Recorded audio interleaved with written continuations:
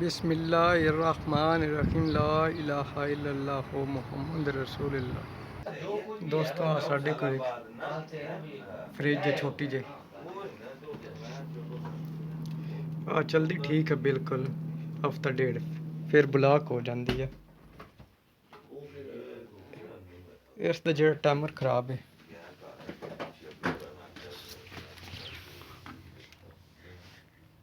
नज़र आती P timer की मोटर जी नहीं चल रही मोटर खड़ी है साड़ी जी आज तक कंप्रेसर लगा हुआ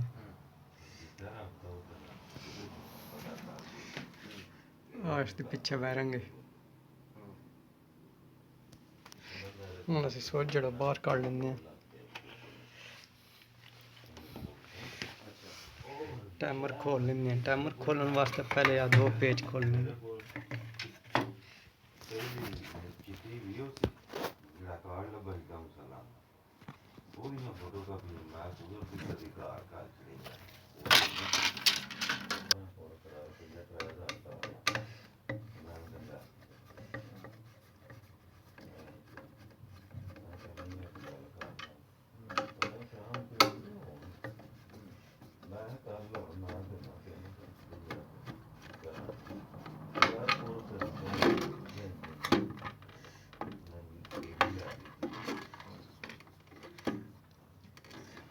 साढ़े को एक और टाइमर हो असलाम दे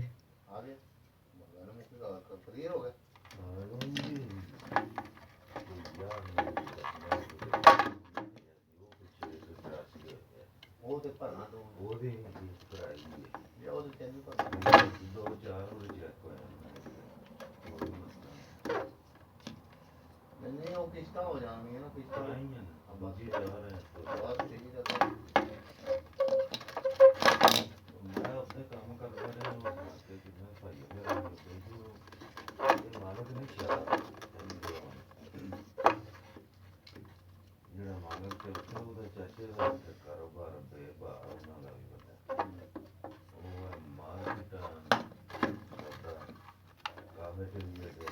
साड़ी मोटर ते जा रही है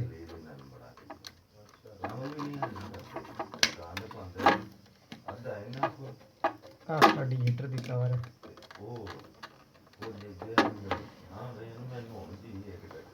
टाइमर फिट करते हैं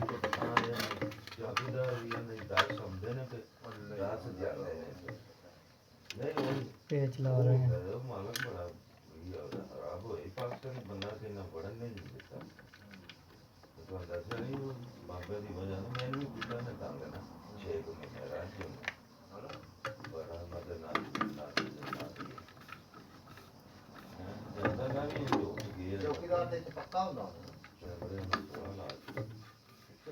टाइमर चेंज कर दिता की प्रॉब्लम अंदर वाली साइड है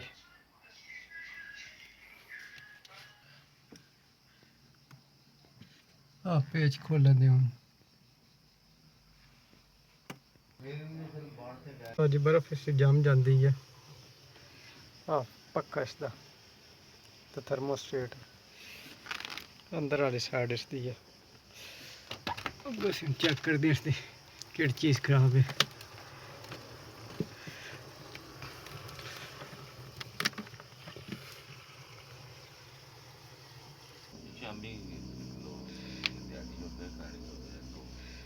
हाँ जी साडा हीटर जो खराब है हम चेंज करन लगे हैं पहले असीं कढ़ लिया जी हम असीं फिट करते हैं इत्थे थल्ले हुंदा तसीजिए थल्ले जिवें बर्फ जमदी है ना हीटर ऑन हुंदा सारी बर्फ खुर जाती है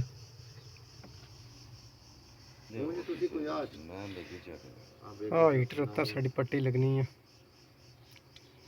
बर्फ तो पानी नहीं उत्ता फिर टिकदा हाँ जी असीं दो पेच ला दिते हैं हुण इसनूं असीं जेहड़ा ना इत्ते करके लावांगे बैठ गया साडा इत्थे ते हीटर लगे दा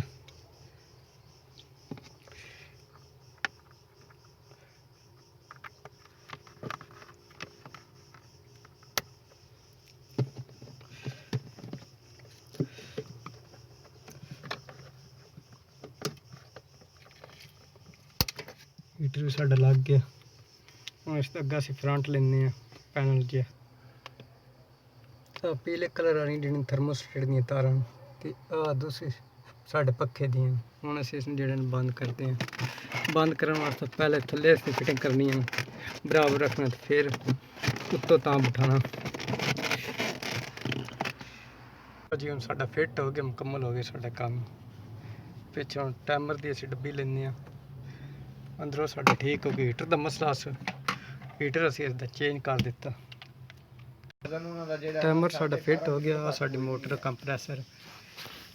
ਹੁਣ ਅਸੀਂ ਪਿੱਛੇ ਇਸਦੇ ਆ ਪਲੇਟ ਲਾਉਣ ਲੱਗੇ ਹਾਂ।